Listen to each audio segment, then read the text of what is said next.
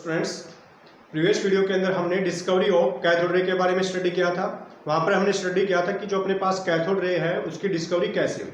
तो वहाँ पर हमने ऑब्जर्व किया था कि जो अपने पास ग्लास ट्यूब के अंदर कैथोड इलेक्ट्रोड होती है वहाँ से कुछ रेडिएशंस इमिट होती है। उन्हीं रेडिएशंस को हम क्या बोलते हैं? कैथोड रेज बोलते हैं। आज जो हम इस लेक्चर के अंदर स्टडी करेंगे वो है अपने पास topic properties of cathode ray, यानी कि जो कैथोड इलेक्ट्रोड से जो रेडिएशंस इमिट होती है उनकी प्रॉपर्टी क्या होती है। क्लियर? तो सबसे पहले अपने पास एक साइंटिस्ट है जे थॉमसन, उसने कुछ एक्सपेरिमेंट किए कैथोड रे के ऊपर और वहां से हमें कुछ प्रॉपर्टी के बारे में पता चला। तो यहाँ पर जो जे थॉमसन ने जिन एक्सपेरिमेंट को किया उन सभी को वन बाय वन डिस्कस करते हैं और किस एक्सपेरिमेंट से किस प्रॉपर्टी के बारे में पता चलता है वो सब चीज स्टडी करते हैं। तो सबसे पहले जे थॉमसन ने एक्सपेरिमेंट किया 1897 के अंदर। अब जो सबसे पहले उसने एक्सपेरिमेंट किया वो क्या है उसको देखना। एक ग्लास ट्यूब ली उसने,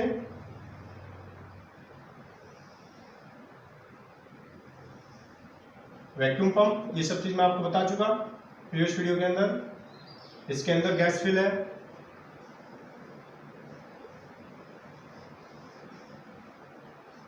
ये अपने पास कैथोड इलेक्ट्रोड है, ये अपने पास एनोड इलेक्ट्रोड है। क्लियर है?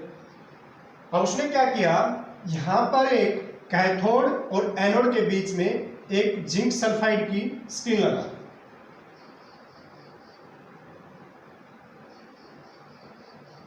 एक जिंक सल्फाइड की स्क्रीन लगा। और जिंक सल्फाइड क्या होता है? फॉस्फोरेंस इन नेचर, यानी कि वो जो इसके ऊपर जो भी रेडिएशन स्ट्राइक करेगी कंप्लीटली उसको क्या कर देगा? रिफ्लेक्ट कर देगा। फिर उसने क्या किया, कैथोड इलेक्ट्रोड और जिंक सल्फाइड जो अपने पास स्क्रीन है इसके बीच में एक ऑब्जेक्ट को रखा। मान लिया उसने इस टाइप की एक ऑब्जेक्ट को कैथोड और जिंक सल्फाइड जो अपने पास स्क्रीन है इसके बीच में इस ऑब्जेक्ट को रख दिया उसने। तो उसने क्या ऑब्जर्व किया कि जैसे उसने यहां से केक को ऑन किया और यहां से रेडिएशन सिमिट हुई तो यहां पर उसने क्या देखा कि यहां पर जो ऑब्जेक्ट है उसकी एज इट इज शैडो इस स्क्रीन के ऊपर आके बन गई। यहां एज इट इज शैडो इस ऑब्जेक्ट की स्क्रीन के ऊपर आके बन गई। अब इससे क्या प्रूव होता है कि जो अपने पास कैथोड इलेक्ट्रोड से जो रेडिएशन सिमिट हो रही है वो स्टेट पाथ को फॉलो कर रही है, यानी कि स्टेट पाथ में मूव कर रही है। तभी उसकी ये जो अपने पास ऑब्जेक्ट है उसकी इमेज एज इट इज यानी उसकी shadow as it is screen के ऊपर बनी है। क्लियर? क्लियर? अगर यहाँ पर ये स्ट्रेट पाथ को फॉलो नहीं करता, ये जो रेडिएशन सिमिट हो रही है यहाँ से कैथोड इलेक्ट्रोड से, अगर ये स्ट्रेट पाथ को फॉलो नहीं करती तो यहाँ पर इस ऑब्जेक्ट की एज इट इज शैडो यहाँ पर नहीं बनती। क्लियर? तो इस एक्सपेरिमेंट से क्या प्रूव हुआ कि जो अपने पास इट शो दैट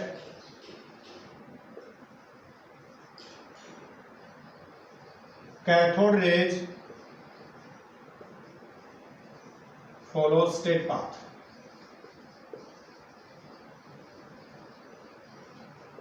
यहां से हमें कैथोड रे की एक प्रॉपर्टी के बारे में पता चल गया कि जो अपने पास कैथोड यानी कैथोड इलेक्ट्रोड से जो रेडिएशन सिमिट होती है वो स्ट्रेट पाथ को फॉलो करती है। क्लियर? अब उसने जो नेक्स्ट एक्सपेरिमेंट किया वो क्या किया वो देखना।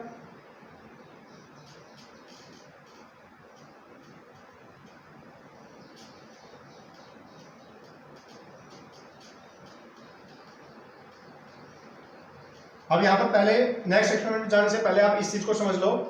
अब देखना, मान लिया मेरे पास ये कोई बल्ब है, यहां पर कोई ऑब्जेक्ट रखी है। क्लियर है? अब यहां से जो रेडिएशन इमिट हो रही है वो अगर स्ट्रेट पाथ में फॉलो हो रही है, यानी कि वो स्ट्रेट पाथ को फॉलो कर रही है, तो इस ऑब्जेक्ट की एज की शैडो इसके पीछे बन जाएगी। क्लियर? यानी कि यहां से ये मान लिया मेरे पास कोई इलेक्ट्रिक बल्ब है, यहां से जो रेडिएशन सिमिट हो रही है वो अगर स्ट्रेट पाथ को फॉलो कर रही है तो यहां पर क्या करेगी, ये ऑब्जेक्ट क्या करेगी, इन रेडिएशंस को क्या करेगी, ब्लॉक कर देगी। तो यहां पर इसकी इमेज एज इट इज यहां पर इसकी शैडो बन जाएगी और यहां से जो रेडिएशंस इस ऑब्जेक्ट के बाहर से जो रेडिएशंस जा रही है वो यहां पर एज इट इज पास हो जाएगी। क्लियर? यानी कि जो अपने पास शैडो बनती है वो कब बनती है, जब कोई भी ऑब्जेक्ट उसके यहां फॉरवर्ड डायरेक्शन से जो रेडिएशंस आ रही है उनको क्या कर देती है, ब्लॉक कर देती है। क्लियर? तभी उसकी क्या बनेगी, शैडो बनेगी। अगर यहां पर अपने पास कोई भी रेडिएशंस है और वो स्ट्रेट पाथ को फॉलो नहीं कर रही है और वो वेव नेचर में मूव कर रही है, तो यहाँ पर एज इट इज शैडो उसकी नहीं बनी, यानी कि ये जो ऑब्जेक्ट है उसकी एज इट इज इमेज यहाँ पर नहीं बनेगी, कुछ डिफरेंट इमेज बनेगी या बनेगी, क्योंकि यहाँ पर जो ये रेडिएशंस है, कुछ रेडिएशंस ब्लॉक भी हो रही है, कुछ एज इट इज पास भी हो रही है, इसलिए यहाँ पर इसकी शैडो नहीं बनेगी।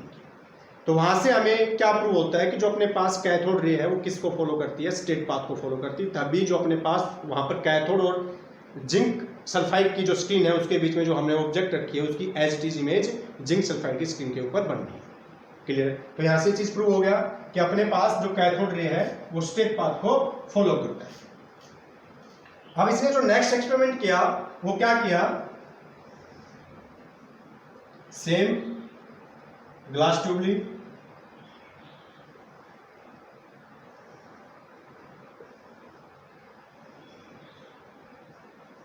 Negative positive cathode electrode, anode,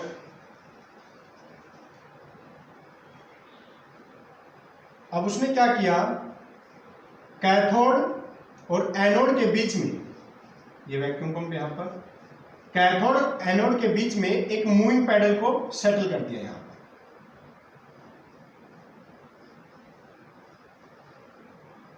उसने क्या किया, यहां पर एक मूविंग पैडल लगा दिया, ये एक्सल लगाया और यहां पर इसके ऊपर एक मूविंग पैडल, यानी कि एक व्हील लगा दिया जो मूव कर सकता है इस एक्सिस के थ्रू यहां पर। क्लियर? तो उसने क्या देखा, जैसे ही उसने के को ऑन किया तो उसने क्या ऑब्जर्व किया, तो यहां से जो रेडिएशन सिमिट हुई उसने देखा कि जैसे ही उसने के को ऑन किया, ये जो पैडल है, मूविंग पैडल है, ये मूव करना स्टार्ट कर देता है। क्या करना स्टार्ट कर देता है, मूव करना स्टार्ट कर देता है।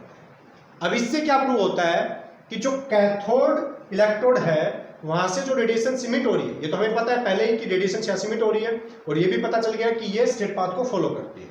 अब उससे यहाँ पर इस प्रॉपर्टी से हमें क्या पता चलता है कि जो कैथोड इलेक्ट्रोड से जो रेडिएशन सिमिट हो रही है उसके अंदर पार्टिकल नेचर, यानी कि वहां पर कोई ना कोई मास पार्टिकल प्रेजेंट है।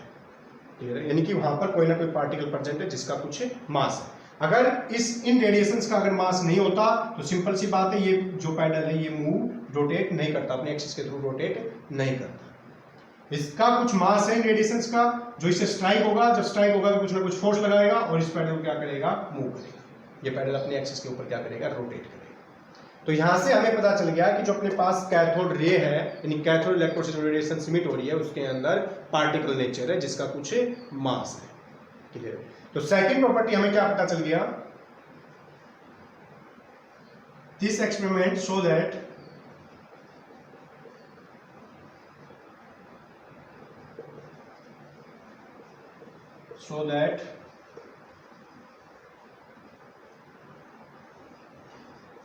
cathode rays have particle nature which have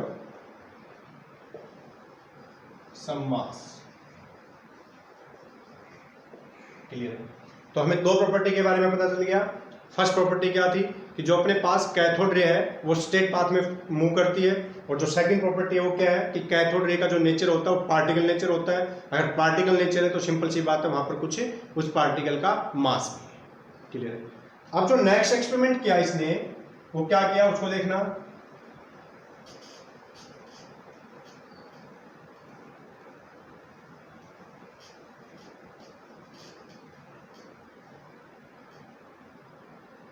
third जो एक्सपेरिमेंट किया, सेम ग्लास ट्यूब ली उसने,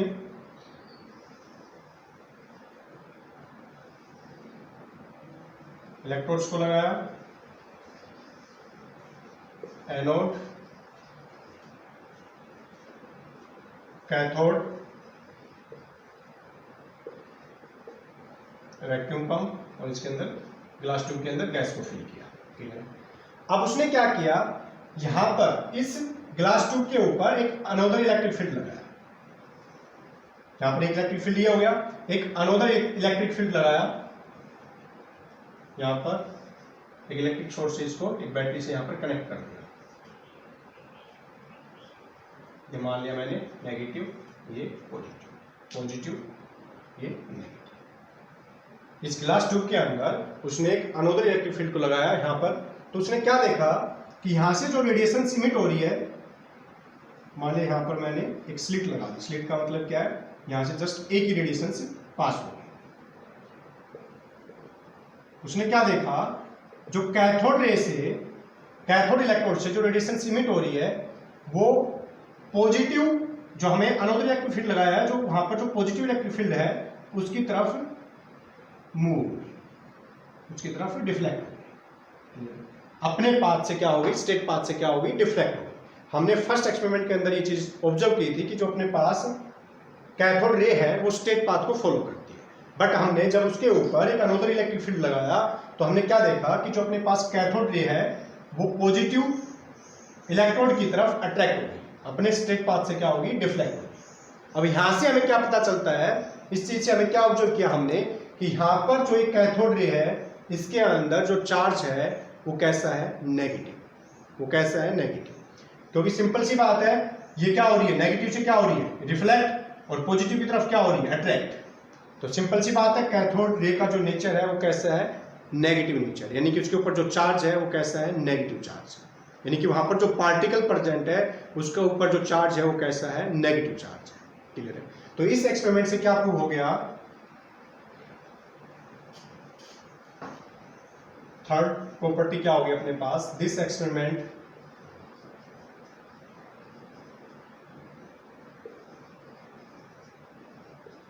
so that cathode ray have negatively charged particle, negatively charged particle। Clear. अब उसने जो नेक्स्ट एक्सपेरिमेंट किया वो क्या किया, वो देखना। उसने जो फोर्थ एक्सपेरिमेंट किया वो क्या किया, same glass tube,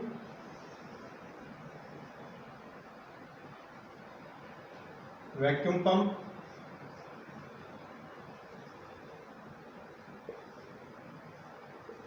negative positive cathode electrode, anode electrode, यहां पर उसने एक स्लिट लगाई और इस स्लिट में से सिर्फ एक रेडिएशन इमिट हो सकती है। क्लियर है। अब उसने यहां पर एक मैग्नेटिक फील्ड लगाया। क्या लगाया उसने, यहां पर एक मैग्नेटिक फील्ड लगाया। मान लीजिए मैग्नेट की एक बार लगा दी उसने, ये 3D में नहीं बन सकता, तो थोड़ा यहां पर समझना इस चीज को। ये इस टाइप से, यानी कि ये जो मैग्नेट है, ये जो मैग्नेट है इस टाइप से इस ट्यूब के ऊपर लगाया।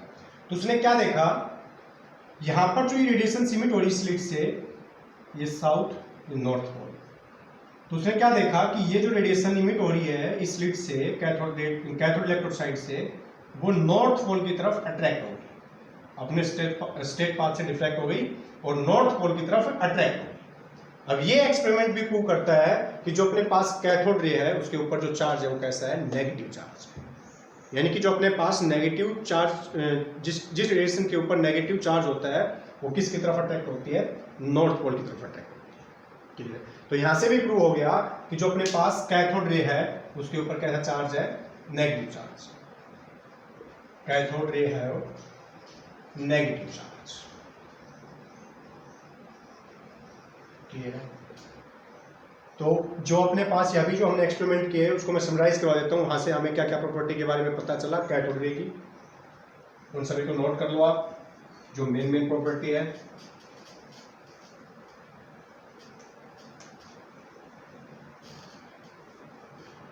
फर्स्ट हमें क्या पता चला प्रॉपर्टी कैथोड रे की, कैथोड रे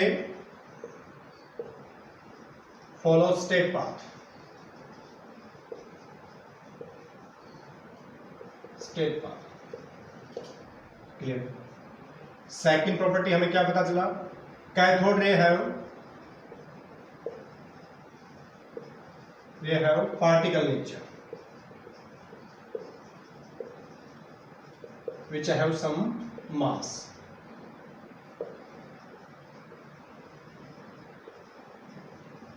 नेक्स्ट प्रॉपर्टी हमें क्या पता चला, कैथोड रे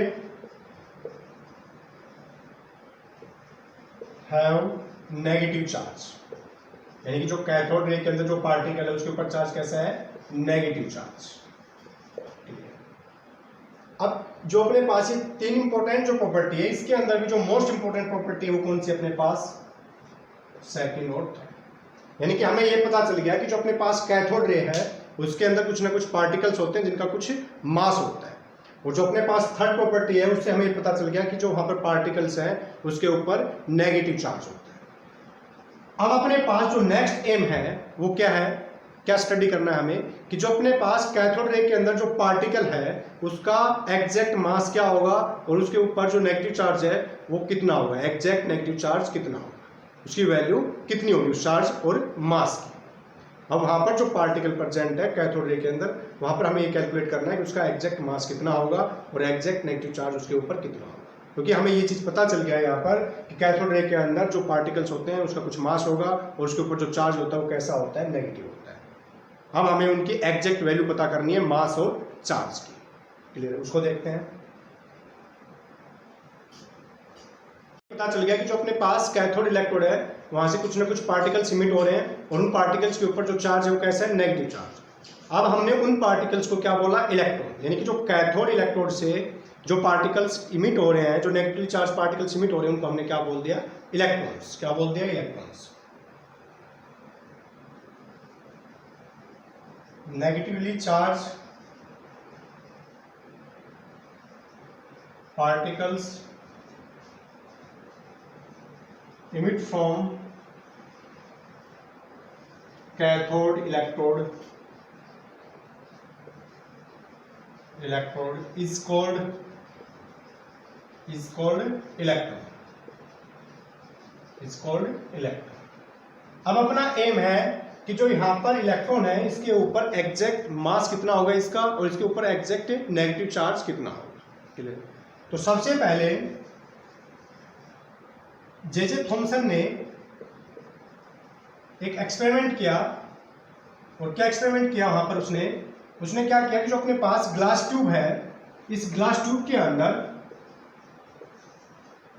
उसने इन इलेक्ट्रोड्स को, ये जो अपने पास इलेक्ट्रोड्स है इनको चेंज किया, कि डिफरेंट एक्सपेरिमेंट के अंदर डिफरेंट मेटल के इलेक्ट्रोड्स को लिया और यहाँ पर जो गैस फिल होती है इस ग्लास ट्यूब के अंदर वहां पर भी गैस को भी चेंज किया, और फिर उसने वहां पर चार्ज और मास के रेशियो को मेजर किया। किसके रेशियो को मेजर किया, चार्ज अपॉन मास के रेशियो को मेजर किया डिफरेंट एक्सपेरिमेंट के अंदर। तो उसने सभी एक्सपेरिमेंट में जो इस रेशियो की जो वैल्यू आई वो क्या आई, सेम। और वो कितनी आई वो वैल्यू, 1.76 10⁸ कूलम पर ग्राम। उसने क्या देखा, जब उसने ग्लास ट्यूब के अंदर डिफरेंट मेटल्स को लिया और डिफरेंट टाइप की गैसेस को लिया, तो उसने सभी एक्सपेरिमेंट के अंदर जो चार्ज मास के रेशियो को देखा वो क्या था, सेम था। कितना, 1.76 10⁸ कूलम पर ग्राम। अब इसके बाद एक अपने पास नेक्स्ट साइंटिस्ट आया, आर.एम. मिलिकन। उसने क्या देखा,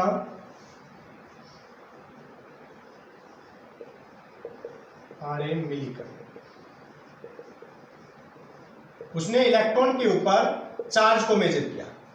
जब उसने इलेक्ट्रॉन के ऊपर 1917 के अंदर जब उसने इलेक्ट्रॉन के ऊपर चार्ज को मेजर किया तो उसने क्या देखा कि इलेक्ट्रॉन के ऊपर कितना चार्ज होता है, 1.69 10⁻⁻19 कूलम। आर.एम. मिलिकन ने जब इलेक्ट्रॉन के ऊपर चार्ज को मेजर किया तो कितना आया, 1.69 10⁻⁻19 कूलम। फिर यहां पर अपने पास जो जे थॉमसन ने जो मेजर किया था वो क्या था, चार्ज अपॉन मास रेशियो कितना था, 1.76 10⁻8 कूलम पर ग्राम। अब अपने पास चार्ज की वैल्यू हमें पता है कितना है, 1.69 10⁻⁻90। तो यहां से मास आ जाएगा, मास क्या हो जाएगा अपने पास, 1.69 10⁻⁻19 अपॉन 1.76 10⁻8। जो इसको सोल्व करोगे तो आपके पास जो वैल्यू आएगी वो आएगी 9.11 10⁻⁻28 ग्राम। इसको केजी में चेंज करोगे तो आएगा आपके पास 9.11 10⁻⁻31 किलो। ये इलेक्ट्रॉन का मास हो गया और ये इलेक्ट्रॉन का चार्ज हो गया। और हमें ये स्टडी नहीं करना कि यहाँ पर ये चार्ज कैसे आया, यानी कि जो अपने पास आर ए मिलिकन ने जो एक्सपेरिमेंट किया वो कैसे किया। क्लियर है, ये अपने सिलेबस में नहीं है, जस्ट हमें ये पता होना चाहिए कि इलेक्ट्रॉन के ऊपर चार्ज की डिस्कवरी किसने की, आर ए मिलिकन ने।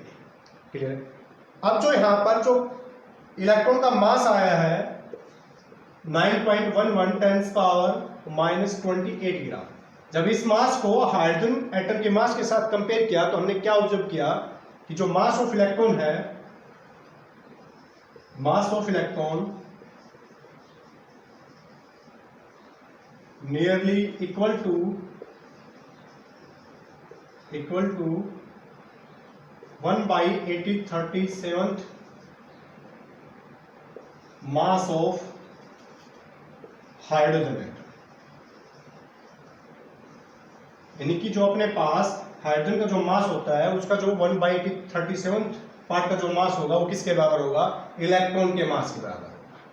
क्लियर, तो अपने पास इलेक्ट्रॉन के ऊपर चार्ज क्या होगा, मास क्या होगा, इसका नेचर कैसा होगा, ये सब चीजें हमने स्टडी कर ली है। क्लियर है, अब यहाँ पर एक क्वेश्चन आता है ओरिजिन ऑफ कैथोड रे, ओरिजिन ऑफ कैथोड रे। तो ये हम स्टडी कर चुके हैं कि जो अपने पास कैथोड रे का जो ओरिजिन है वो क्या है, कैथोड इलेक्ट्रोड ही है। क्या है, कैथोड इलेक्ट्रोड।